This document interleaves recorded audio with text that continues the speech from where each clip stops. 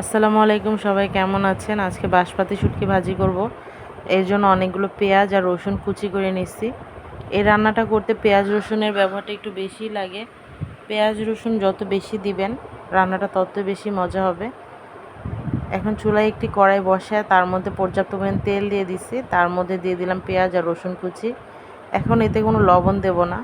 লবণ দিলে পেঁয়াজটা সফট হয়ে যাবে, পেঁয়াজটা আর ভাজা ভাজা হবে না।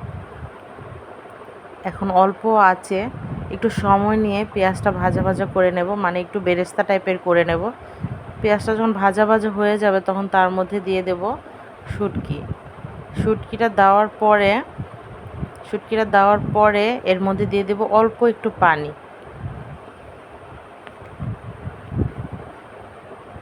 পানি দেওয়ার কারণ হচ্ছে শুটকিটা যাতে একটু সফট হয়ে আসে। এরপর এর মধ্যে দিয়ে দেব হলুদ গুঁড়ো আর মরিচ গুঁড়ো। এরপরে দেব লবণ। আপনারা আপনাদের স্বাদ অনুযায়ী লবণটা দিয়ে নেবেন।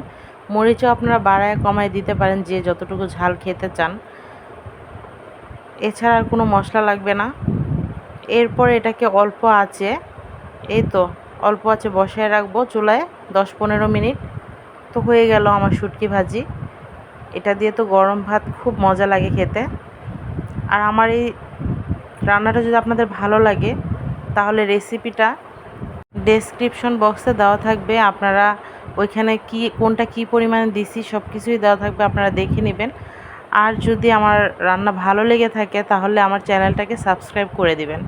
ধন্যবাদ, সবাই ভালো থাকবেন।